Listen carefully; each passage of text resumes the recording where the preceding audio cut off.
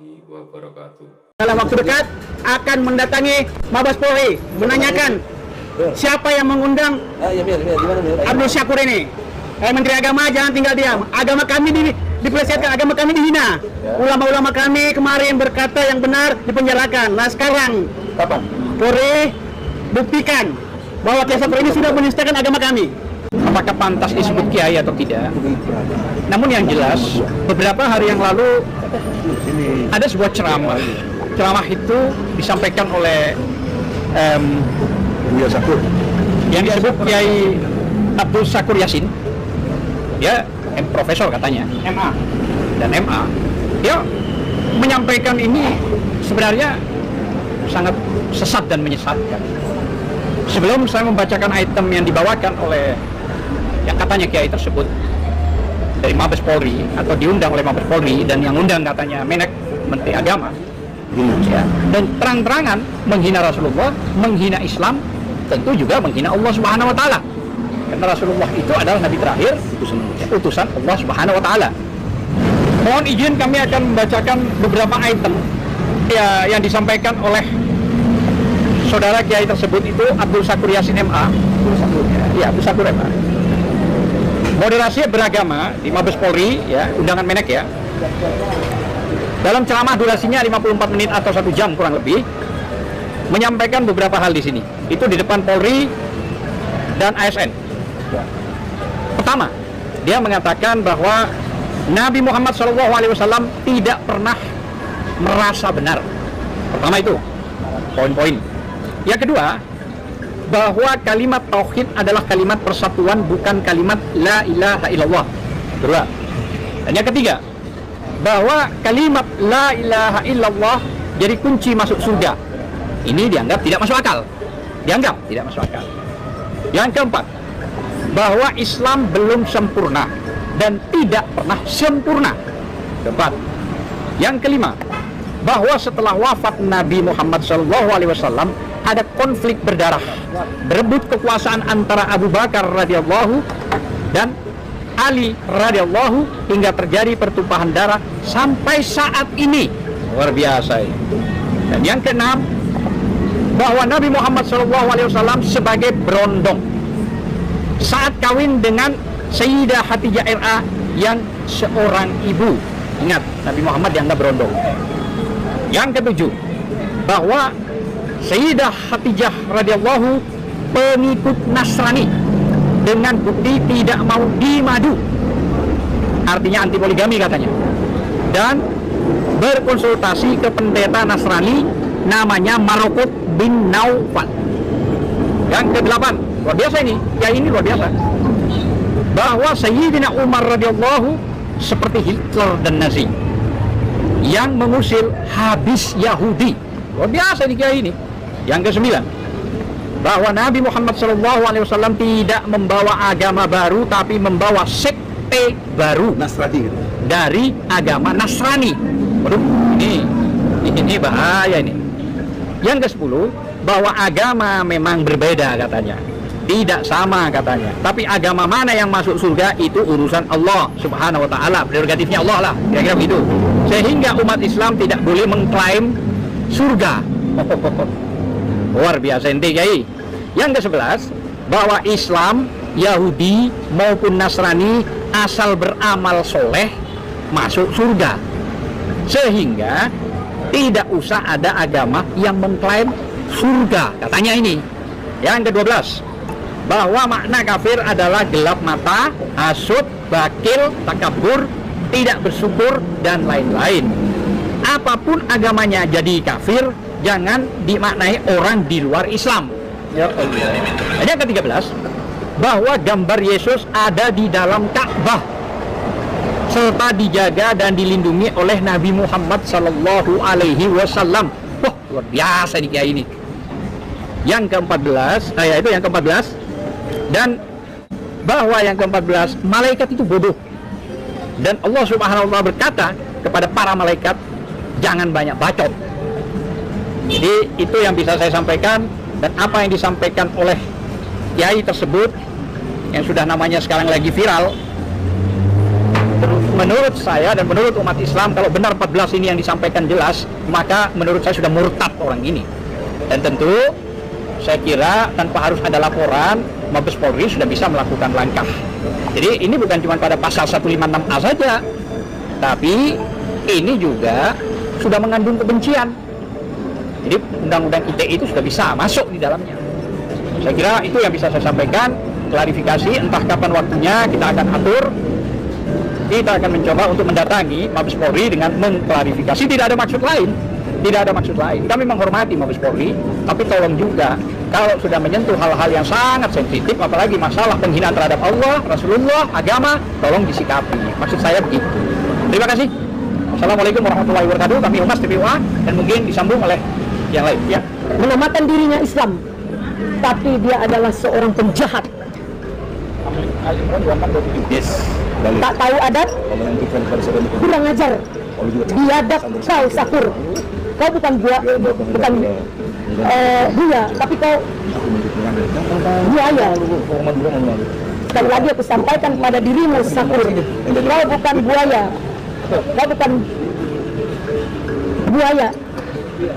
Sekali lagi aku sampaikan sama Sakur, kau bukan buaya, tapi buaya. Isi ceramah kau tidak mengarah kepada umat Islam. Kau diundang atas nama apa? Siapa kau? Apa kau orang Islam? Kalau orang Islam tidak seperti itu isi ceramahnya. Berarti dia tahu sejarah Islam. Ini salah besar Polri mengundang dia. Dan kalau ini Menteri Agama juga maksudnya apa mengasihi dia sebagai buaya? Pecah belah bangsa. Pemecah belah bangsa. Agama orang dihina. Saya tidak percaya dia Islam. Dia adalah bajingan sebagai buaya. Padahal buaya. Mantap. Allahu Akbar. Allahu Akbar. Saya hanya berkesimpulan, jika benar yang kau sampaikan itu, saya tantang kau. Saya tantang kau. Kami TPUA siap melakukan gugatan di mana saja kau berada. Tapi mungkin ada satu lagi, kau bukan orang waras.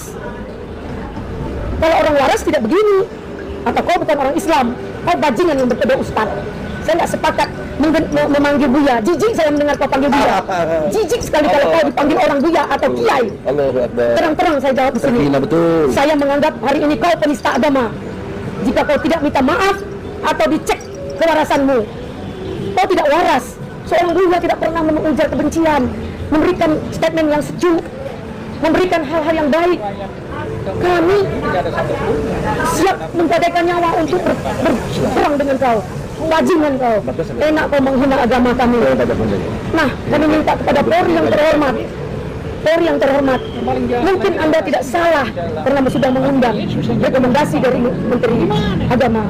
Tapi dalam hal ini, tolong apa yang terjadi dalam acara memperingati hari kebesaran Islam, itu Anda sudah salah undang. Malah menghina Islam. Tapi kita apresiasi buat Polri mengadakan hari besar Islam. Karena Polri juga banyak orang Islam. Namun, jika ada plesetan seperti ini, jangan diam dong. Penyelenggara harus tahu. Sebagai Polri yang penyelenggara, tolong kawal mereka. Ini, Sakur ini suruh minta maaf dan menjelaskan apa maksudnya. Kami nggak ngerti. Maksudnya apa sih? Dia ngomong berapi-api seperti orang tak waras bahasanya. Itu saya nggak suka bahasa yang 14 item itu. Kau duduk bersama dengan kita, jelaskan maksud kau. Jadi itu mungkin saya benar-benar marah dan saya benar-benar jijik melihat dia Sakur. Maaf, buaya Sakur. Ini saya benar. Kalau ada orang menghina, nggak tahu diri dia. Siapa kau? Sebentar lagi Allah mencabut nyawa kau. Bertahu kau kebesaran Allah itu seperti apa. Lahir dari mana kau? Asal kau dari mana? Mengaku Islam, tapi biadab kau. Oke, terima kasih. Tantang kau. Ya mungkin sebelum yang terakhir ada Pak Arif. Ada ulama dia. Silakan Pak Arif. Karena kami. Assalamualaikum warahmatullahi wabarakatuh. Saya Arif Iksan atas nama rakyat. Dalam waktu dekat akan mendatangi Mabes Polri menanyakan siapa yang mengundang Abdul Syakur ini. Menteri Agama jangan tinggal diam. Agama kami dipelesetkan, agama kami dihina. Ulama-ulama kami kemarin berkata yang benar dipenjarakan. Nah sekarang Kapan? Polri buktikan bahwa Syakur ini sudah menistakan agama kami. Dan kami tidak akan tinggal diam. Menteri Agama ingat itu. Ya, jangan cuma bertanggung tangan. Siapa yang merekomendasikan Abdul Syakur untuk ceramah di Mabes Polri? dalam waktu dekat kami akan mendatangi Polri. Ingat Tribrata, melayani, mengayomi, dan melindungi masyarakat. Kami akan datang sebagai masyarakat didampingi TPUA, tim pembela ulama aktivis yang diketuai oleh Prof. Egy Sujana Master. Ingat, dalam waktu dekat kami akan datang. Assalamualaikum warahmatullahi wabarakatuh. Allahu Akbar. Malah keluarlah statement semua agama sama, semua agama baik, semua agama sama, semua agama baik. Oleh karena itu dalam kesempatan ini Buaya Sakur, kau telah menghina Islam, kau telah menghina Islam, kau mesti kena pasal 156A KUHP. Dan oleh karena itu di dalam kesempatan ini dalam podcast Egy Sujana Master Channel Cerdas, Berani, dan Militan, saya kecam keras ya. Mari kita adu ilmu. Saya bukan ustadz, saya bukan ulama, tapi saya mampu bicara agama dengan sempurna dan baik karena referensi saya Al-Quran yang sempurna, adil, benar, asjubdil, objektif, sistematis, toleran, jujur, benar, adil. Itu teori saya dalam konteks keprofesoran saya. Oleh karena itu klarifikasi kita, mengapa justru Mabes Polri memfasilitasi, mengundang si Buaya Sakur ini? Mengapa? Kami keras, kami terkesan kasar. Iya memang, dan Allah melarang ini. Tapi kecuali yang terzolimi, Anda baca itu surat An-Nisa ayat 148. Gak usah lagi dibaca-bacain, dia baca sendiri itu ya. An-Nisa ayat 148. Kamu tidak boleh berkata kasar ya, apalagi terang-terangan. Tapi Allah kasih exception, kecuali orang yang dizolimi. Saya umat Islam yang mencintai Allah dan Rasulnya, mencintai Al-Quran, mencintai ajaran Islam, terzolimi, dihina oleh si Buaya Sakur ini. Saya protes keras kepada Mabes Polri, mengapa difasilitasi ini? Kenapa tidak ditahan? Karena telah jelas-jelas menghina Islam, menghina Nabi Muhammad, berondong dengan Nabi Muhammad, kurang ajar ya. Kemudian juga ajaran Islam tidak sempurna. Lu apa lu? Lu apa? Punya ilmu apa kau? Ngaku Buya ilmunya cetek, bahkan gak punya ilmu itu, bertentangan dengan fakta-fakta yang ada. Nah, oleh karena itu dalam kesempatan ini klarifikasi saya kepada Mabes Polri, tolong jawab, kenapa ngundang dia? Apa yang mau ini kan memecah belah bangsa, mau lakukan satu kerusakan, mau ada rakyat ini bunuh-bunuhan ya. Kau pikir dengan undang si Buaya Sakur ini jauh lebih sempurna aku menghina Islam? Nah, lebih jauh dari itu, saya bangga dengan Kapolri Jenderal Sigit. Saya senang dengan Anda, walaupun kita berbeda agama. Anda sahabat saya diakui sahabat Anda. Kenapa? Karena Anda bicara, siapa yang berani mengkritik pedas, dialah sahabatku. Nah, aku kritik pedas ini. Kau harus anggap aku sahabat, jangan kau tidak konsisten ya. Maka saya appreciate, bahkan di salah satu pidatonya, kalau ada polisi yang nggak benar, dicopot kepalanya, bukan jabatannya, kepalanya coba. Wah Allah, ini jelas-jelas diundangnya sama Mabes Polri. Tidak bisa Anda menghindar. Anda Kapolri, Anda kepala di situ, kepala polisi Republik Indonesia. Anda bertanggung jawab. Kenapa si Buaya Sakur ini diundang? Mesti dipanggil, diklarifikasikan. Minggu depan saya mau datang ke Mabes Polri. Jangan ditolak, jangan nggak ada di tempat. Alasan kemana. Saya minta klarifikasi. Saya tentu tahu diri, saya susah menemui Anda. Saya akan ketemu Kadip Humas. Jangan Kadip Humas juga harus melayani, melindungi, mengayomi rakyat. Tidak melayani kita, tidak melindungi kita, tidak mengayomi kita, rakyat Indonesia yang mayoritas agama Islam. Saya harus bicara gitu, karena biar tahu diri, pakai konseplah tahu diri. Kalian itu minoritas, jangan memelintir kami yang mayoritas. Kalau Anda mengerti prinsip demokrasi N+1, N-nya berapa? 75. Nah, terbesarnya berapa dari 75? 50. Lebih besar dari 25. Berarti itu menang demokrasi. Karena memang demokrasi ukuran kebenarannya nominal, jumlah. Nah, jumlah kita 85%. Bolehlah dikurangin jadi 80%. Tapi kita tetap mayoritas. Kenapa kalian yang 20% ngatur-ngatur kita? Tidak logik, tidak demokrasi. Nah, oleh karena itulah Kapolri yang terhormat, sahabatku Jenderal Sigit Listio ya. Subhanallah, Anda orang yang saya banggakan. Walaupun dengan berbeda agama, saya berlaku toleran ya. Kenapa? Karena Anda benar, Anda berlaku jujur, Anda adil. Nah, buktikanlah keadilannya itu sekarang. Karena kan belum merasakan keadilan itu. Kenapa Anda diam saja, tidak segera berkomentar bahwa itu entah salah apa kayak bagaimana kayak. Sama dia punya jargon apa? Presisi. Apa itu presisi? Apa? Nah, kita anggap yang udah pasti Undang-Undang Nomor 2 Tahun 2002 mengayomi, melindungi, melayani. Itu tribrata besar tanggung jawabnya. Oleh karena itu saya sangat menghormati Kapolri, menghormati institusi Mabes Polri, institusi Polda-Polda se-Indonesia, Sudi kiranya objektivitas diutamakan, cara berpikir yang sistematis diutamakan, dan toleranlah. Kalau kami benar, terimalah. Kalau kami salah, tegurlah. Tidak benar. Dan kemudian berlaku jujur, benar, dan adil. Jangan kayak KPK, berani jujur hebat. KPK sendiri tidak berani, tidak jujur. Aku akan menghukum mati dalam pengertian koruptor ketika pandemi COVID-19. Allah buktikan dalam sejarah, lahirlah Menteri Sosial Julian Batubara, korupsi lebih dari triliunan, itu banyak sekali.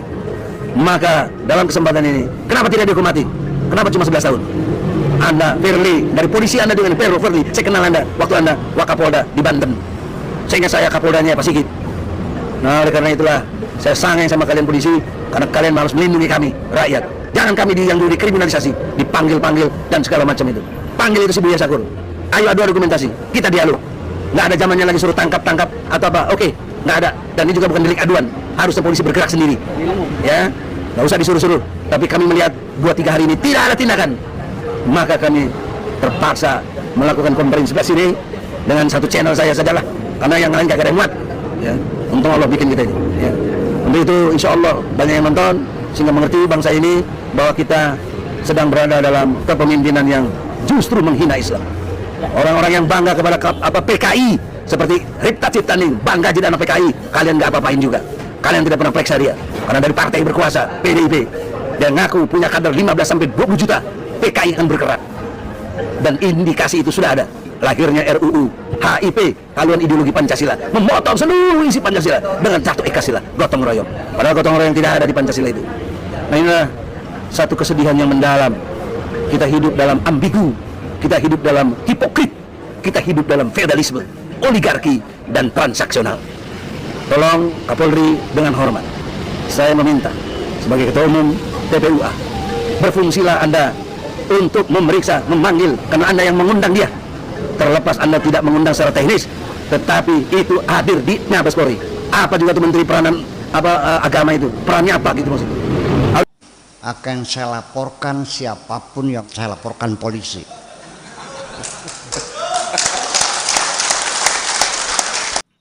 Memaafkan itu adalah pada posisi Anda mampu membalas dendam. Ya kan begitu. Andanya lagi jadi Kapolda, terus nama baik Anda dicemarkan, kan begitu. Ada yang mengadukan, karena orang lain. Ya, Anda bersangkutan, saya cabut perkara saya, sudah saya maafkan, balas bisa. Tapi ketika posisi Anda dalam keadaan lemah dan tidak bisa membalas, ya bukan memaafkan sebenarnya. Memaafkan itu, orang yang berjiwa besar itu memberikan maaf itu ketika Anda mampu membalas tapi Anda tidak membalas. Itu yang disebut memaafkan. Sabar juga sama. Pada saat Anda peluang, Anda bisa pergi, tapi Anda tetap bertahan di tempat itu dengan bersabar diri. Nah, tapi kalau nggak ada kesempatan untuk pergi, ya namanya bukan sabar, cuma terpaksa.